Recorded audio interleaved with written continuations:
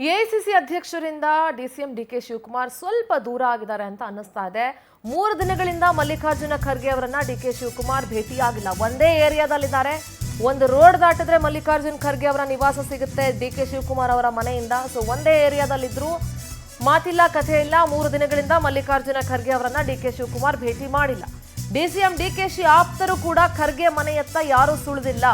ಮತ್ತೊಂದು master plan ಅನ್ನ DK Shivakumar ಮಾಡ್ತಾ ಇದ್ದಾರಾ ಅನ್ನುವಂಥ ಪ್ರಶ್ನೆ ಈಗ ಮೂಡಿದೆ.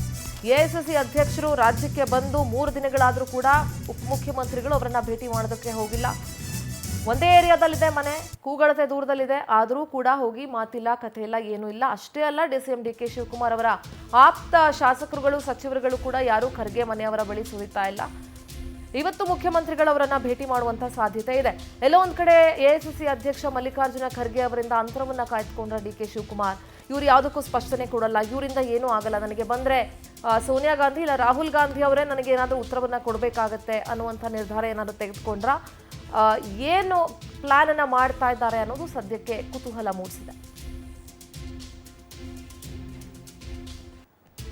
ನೋಡಿ, ಈಗ ಆಲ್ರೆಡಿ ಜಾರ್ಜ್ ಇರಬಹುದು, ಮಂಕಾಳ ವೈದ್ಯ ಇರಬಹುದು, ಹಲವಾರು ಜನ ಬಂದು ಹಲವಾರು ಶಾಸಕರು ಸಚಿವರುಗಳು ಮಲ್ಲಿಕಾರ್ಜುನ ಖರ್ಗೆ ಅವರನ್ನ ಭೇಟಿ ಮಾಡಿ ಹೋಗಿದ್ದಾರೆ. ಆದರೆ ಡಿಕೆ ಶಿವಕುಮಾರ್ ಮಾತ್ರ ಅವರನ್ನ ಭೇಟಿ ಮಾಡಿಲ್ಲ. ಮುನಿಸ್ಕೊಂಡ್ರ ಮಲ್ಲಿಕಾರ್ಜುನ ಖರ್ಗೆ ಅವ್ರನ್ನ ಅಂತ.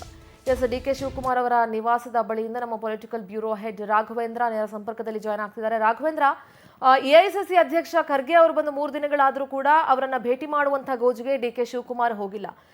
ಒಂದೇ ಏರಿಯಾದಲ್ಲಿದೆ, ಒಂದು ರೋಡ್ ದಾಟಿದ್ರೆ ಸಾಕು ಒಬ್ರಿಗೊಬ್ರು ಮನೆ ಸಿಗುತ್ತೆ. ಆದರೂ ಕೂಡ ಡಿಕೆ ಶಿವಕುಮಾರ್ ಮಲ್ಲಿಕಾರ್ಜುನ ಖರ್ಗೆ ಅವರನ್ನ ಭೇಟಿ ಮಾಡಿಲ್ಲ. ದೂರ ಕಾಯ್ದುಕೊಂಡಿದ್ದಾರಾ ಅಥವಾ ಮುನಿಸ್ಕೊಂಡಿದ್ದಾರಾ ಮಲ್ಲಿಕಾರ್ಜುನ ಖರ್ಗೆ ಅವ್ರ ಮೇಲೆ? ಸಿಂಧೂರ ದೂರನೂ ಕಾಯ್ಕೊಂಡಿದ್ದಿಲ್ಲ, ಮುನಿಸ್ಕೊಂಡೂ ಇಲ್ಲ. ಯಾಕಂದ್ರೆ ಡಿ ಕೆ ಶಿವಕುಮಾರ್ ಅವರನ್ನ ಈ ಬಗ್ಗೆ ಪ್ರಶ್ನೆಯನ್ನ ಮಾಡಿದಂತ ಸಂದರ್ಭದಲ್ಲಿ ಅವರು ನಮ್ಮ ಅಧ್ಯಕ್ಷರಿದ್ದಾರೆ, ಎಐಸಿಸಿ ಅಧ್ಯಕ್ಷರಿದ್ದಾರೆ, ನಾನು ಯಾವಾಗ ಬೇಕಾದ್ರೂ ಅವ್ರನ್ನ ಭೇಟಿ ಮಾಡ್ತೀನಿ, ಯಾವಾಗ ಬೇಕಾದ್ರೂ ಸಹ ಅವ್ರ ಬಳಿ ಹೋಗ್ತೀನಿ ಅನ್ನೋ ಮಾತನ್ನು ಸಹ ಹೇಳಿದ್ರು. ಆದರೆ ಡಿ ಕೆ ಶಿವಕುಮಾರ್ ಅವರ ತಂತ್ರಗಾರಿಕೆಯಲ್ಲಿ ಇದು ಒಂದು ಭಾಗ ಅಂತಲೂ ಸಹ ಇದೀಗ ರಾಜಕೀಯ ವಲಯದಲ್ಲಿ ಚರ್ಚೆ ಆಗ್ತಾ ಇದೆ. ಯಾಕಂದ್ರೆ ಸದಾಶಿವನಗರದಲ್ಲಿ ಮಲ್ಲಿಕಾರ್ಜುನ ಖರ್ಗೆ ಅವರ ನಿವಾಸ ಸಹ ಇದೆ, ಇಲ್ಲೇ ಡಿ ಕೆ ಶಿವಕುಮಾರ್ ಅವರ ನಿವಾಸ ಸಹ ಇಲ್ಲೇ ಇರ್ತಕ್ಕಂಥದ್ದು. ಆದರೆ 3 ದಿನ ಆಗಿದೆ ಅವರು ದೆಹಲಿಯಿಂದ ಬಂದು ಎಐಸಿಸಿ ಅಧ್ಯಕ್ಷರು. ಇಲ್ಲಿವರೆಗೂ ಸಹ ಡಿ ಕೆ ಶಿವಕುಮಾರ್ ಅವರು ಅವ್ರನ್ನ ಹೋಗಿ ಭೇಟಿ ಮಾಡುವ ಇದು ಗೋಜಿಗೆ ಹೋಗಿಲ್ಲ. ಜೊತೆಗೆ ಡಿ ಕೆ ಶಿವಕುಮಾರ್ ಅವರ ಆಪ್ತರು ಅಂತ ಹೆಂಗ್ ಕಳ್ಸ್ಕೊಂಡಿದ್ದಾರೆ, ದೆಹಲಿಯಲ್ಲಿ ಮಲ್ಲಿಕಾರ್ಜುನ ಖರ್ಗೆ ಅವರನ್ನ ಭೇಟಿ ಮಾಡೋಕ್ಕೆ ರಾಜ್ಯದಿಂದ ದೆಹಲಿಗೆ ಹೋಗಿದ್ರು. ಸುಮಾರು 2 ದಿನಗಳ ಮಟ್ಟಿಗೆ ಕಾದು ಕೊನೆಗೆ ಮಲ್ಲಿಕಾರ್ಜುನ ಖರ್ಗೆ ಅವರನ್ನ ಭೇಟಿ ಮಾಡಿ ಬಂದಿದ್ರು. ಈ ವೇಳೆ ಮಲ್ಲಿಕಾರ್ಜುನ ಖರ್ಗೆ ಅವರು ಸ್ವಲ್ಪ ಮಟ್ಟಿಗೆ ಅಸಮಾಧಾನವನ್ನು ಸಹ ಹೊರ ಹಾಕಿದ್ರು. ನೀವು ದೆಹಲಿಗೆ ಬಂದು ಇಲ್ಲಿ ಬೀದಿ ರಂಪವನ್ನ ಮಾಡಬೇಡಿ ಅಂತ ಒಂದು ಕಿವಿ ಮಾತನ್ನು ಹೇಳಿ ಸಹ ಡಿ ಕೆ ಶಿವಕುಮಾರ್ ಅವರ ಆಪ್ತರಿಗೆ ಕಳಿಸಿದ್ರು. ಹೀಗಾಗಿ ಡಿ ಕೆ ಶಿವಕುಮಾರ್ ಅವರು ಇಲ್ಲಿ ನಾನು ಭೇಟಿ ಮಾಡ್ತೀನಿ, ಯಾವ ಬೇಕಾದ್ರೂ ಭೇಟಿ ಮಾಡ್ತೀನಿ ಅಂತ ಹೇಳಿಕೆಯನ್ನು ಕೊಟ್ಟರೆ ಹೊರತು ಇಲ್ಲಿವರೆಗೂ ಸಹ ಮಲ್ಲಿಕಾರ್ಜುನ ಖರ್ಗೆ ಅವರನ್ನ ಭೇಟಿ ಮಾಡುವ ಗೋಜಿಗೆ ಡಿ ಕೆ ಶಿವಕುಮಾರ್ ಅವರು ಹೋಗಿಲ್ಲ. ಹೀಗಾಗಿ ಡಿ ಕೆ ಶಿವಕುಮಾರ್ ಅವರ ತಂತ್ರದ ಒಂದು ಭಾಗ ಅಂತಲೂ ಸಹ ಹೇಳಲಾಗೈತೆ.